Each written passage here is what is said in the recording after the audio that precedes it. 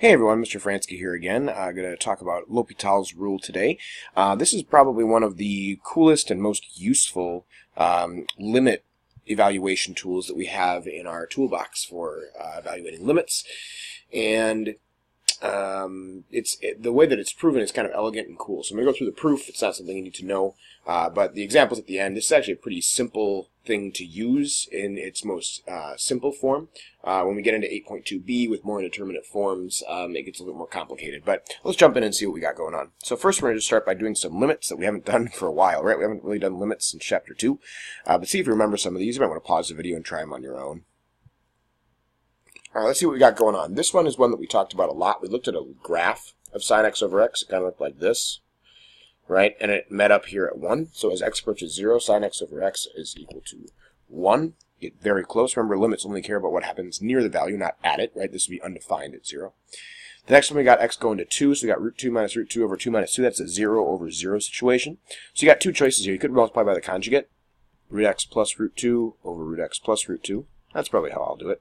So leave the bottom factored. So we got x minus 2 root x plus root 2.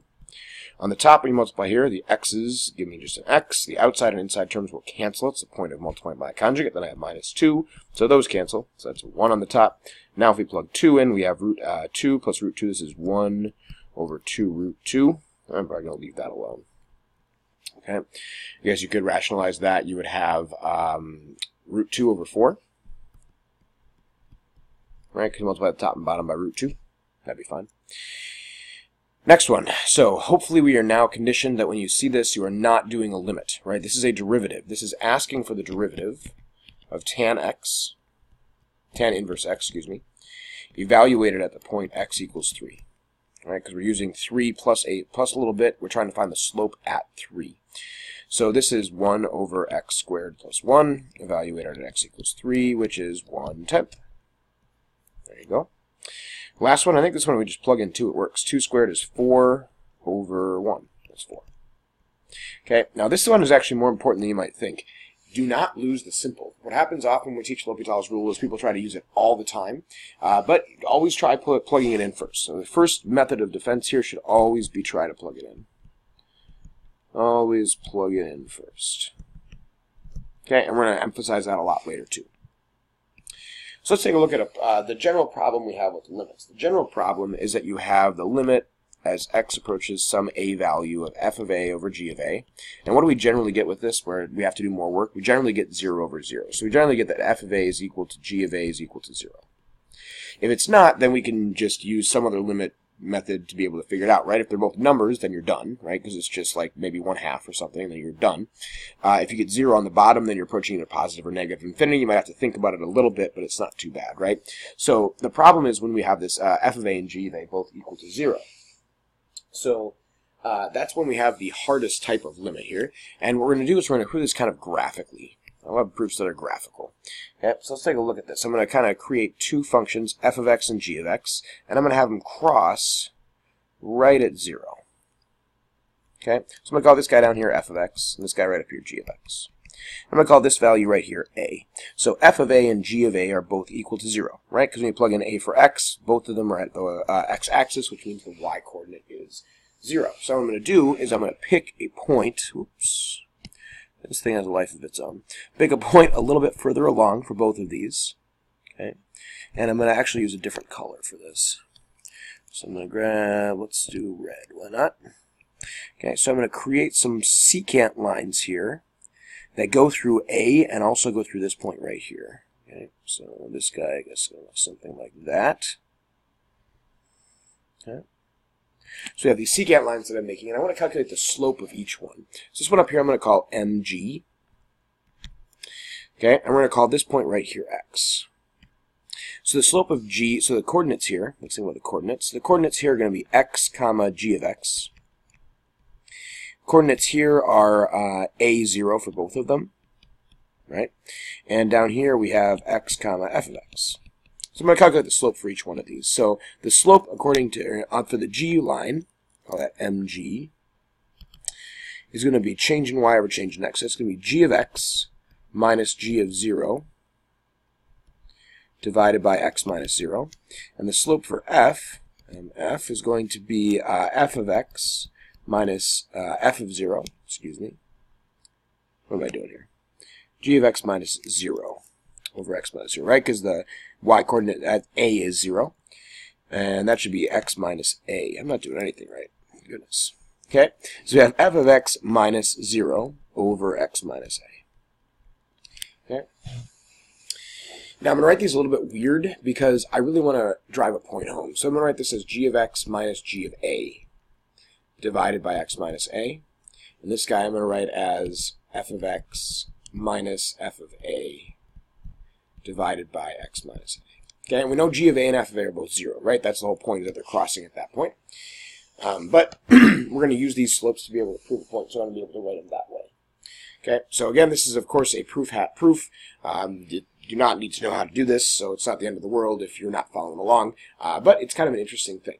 So what we're going to do now is what we really want here, is we want some way to be able to create the limit as x approaches a of f of a over g of a, right? And we know that f of a and g of a are both 0 in this case. What I'm going to do is I'm going to use these slopes to be able to create that. Okay, so I'm going to kind of start from here, and I'm going to think what we can make this equal to. So I'm going to kind of build this out. So this is the limit as x approaches a of, I'm going to write this as f of a over x minus a divided by g of a over x minus a. If you were to multiply by the reciprocal here, the x minus a's would cancel. I haven't really changed anything. So now I'm going to subtract 0 from both the top and bottom. That doesn't change anything, right? Limit as x approaches a. This is f of a minus 0 divided by x minus a all over g of a minus 0 over x minus a. Right? Sorry, I want these to be f of x's. What am I doing here? Not preparing is what I'm doing. This is f of x and g of x. And what happens is when I plug in a to both of these, we get 0. That's the problem. So these should also be x's. Let's say something is awry. These should also be x's over here. Let's say f of a is the 0 part, not f of x. Uh-oh. It should be an f of x as well. Or g of x, excuse me. Okay. So now, this top part and this bottom part, these are my slopes, right? But as x approaches a of these guys, this is exactly the definition of derivative for both of these things. So this is actually the limit as x approaches a, f prime of x over g prime of x. And this is really where L'Hopital's rule comes from, is that if you have a difference, or a quotient here to start with, where you have 0 over 0, you can take the derivative and it's still equal to the same limit, which is pretty cool. Okay, so this is kind of, we're going to drive it home with L'Hopital's rule here. This is what it says. It says that if f of a is equal to g of a, is equal to 0, and f and g have to be differentiable near a. So f and b are differentiable, which of course means continuous as well, near a. So what does that mean? That means that anywhere close by to the value, like not necessarily at it, right? Because right at it you have 0 for both of them, but you need the two to have derivatives close by, because to be able to create those slopes that we made over here, come on, to be able to create these slopes, you have to have it to be differentiable nearby. You can't have any corners. Okay. So f and b are differentiable near a, and also g of a can't be close, or g of x can't be close to 0 anywhere except for right at a. Then the limit as x approaches a of f of x over g of x. The way I usually write this is equals the little L above it for L'Hopital. It's the same thing as if you take the derivative of the top and bottom. X approaches a f prime of x over g prime of x. Okay, this is L'Hopital's rule. So basically, this idea of getting 0 over 0 is called an indeterminate form. This is the simplest one that you can have. There are lots of indeterminate forms. We're going to learn more about them in the next video. Oh, come on. Okay, it's an indeterminate form. Simplest one you can have. Alright, so the key to this is that every time you do this, you have to check. Okay, so check for 0 over 0. Like I said, a lot of times when people learn L'Hopital's rule, all of a sudden they're deriving everything. But just check first that you actually have 0 over 0. If you don't have 0 over 0, you cannot use L'Hopital's rule. So let's try some. Okay, so like I said, you got to check them first. Let's do that with this first one. So we have limit as x approaches 0 of this monster up here. So let's plug in 0 and see what we actually get. We have the square root of 0 plus 1 minus 1 minus 0 over 2 divided by 0 squared. So we got 0 on the bottom, no problem. On top, we have 1 minus 1 minus 0. Yes, this is 0 over 0, so I can do this. So I'm going to write equals L'Hopital's rule. So the derivative of the top and the bottom. Derivative of x plus 1, root x plus 1, that's x plus 1 to the 1/2. No chain issues, so we're going to have 1/2 times x plus 1 to the negative 1/2. The 1 disappears, then we'll just have minus 1/2. So derivative of the top, derivative of the bottom is 2x. Okay. So now when I plug in 0, let's see what happens. So on the top, 0 plus 1 is 1 to the negative 1/2 is still 1, so I still have 1/2 minus 1/2, which is 0 over 0. Okay, so nothing has changed, but I can use L'Hopital again. All right, because you still have 0 over 0. So top, we're now going to have negative 1/4 times x plus 1 to the negative 3/2 divided by 2. This sounds better because some of the x's have gone away. So now if I plug in 0, on the top, 1 to the negative 3/2 is still 1, so I have negative 1/4 divided by 2, which is negative 1/8. Super easy, right? No factoring required. Now, one thing to be careful of, sometimes people start using quotient rule on this. No, you're taking the derivative of the top and the bottom separately, right? Let's check the next one. So you plug in 0 here, you have 1 minus 1 over 0. Yep, 0 over 0, so it works out. So we can use L'Hopital's rule. Root 1 plus x, we just did that one. It's 1/2 times x plus 1 to the negative 1/2. The 1 goes away, and that's just over 1. Plug in 0 now, you get 1/2. L'Hopital's rule, super easy to use. Hard to prove, easy to use. Okay.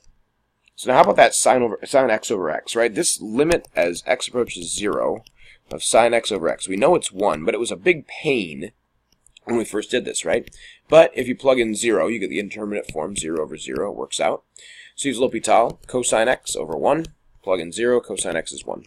There you go.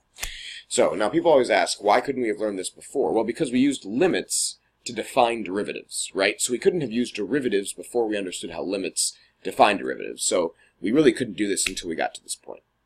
Okay. Or at least until we had a command of limits and derivatives. So I got 2 more. These are directional. It still works the same way. You just leave the direction on there. So you plug 0 in here, 0 on the top, 0 on the bottom. You're good. So this is the same thing as limit as x approaches 0 from the right of cosine x over 2x. So now when we plug in 0 from the right, cosine of a slightly positive number is really close to positive 1. On the bottom, we have a number that's very close to positive 0 from the right. So this is going to be 1 over a positive number, that's positive infinity. Because the bottom's getting really close to 0. Can't do L'Hopital again on this because we don't have 0 over 0, right? Now if we come from the left, L'Hopital should still work because 0 plugged in gives us 0 over 0. So this is going to be the limit as x approaches 0 from the left, cosine x over 2x. So this time, this is cosine of something 0 from the left. Doesn't matter if it comes from 0 from the left or the right. On both sides, it's approaching 1. So we have 1 over 2 times 0 from the right. Sorry, the left.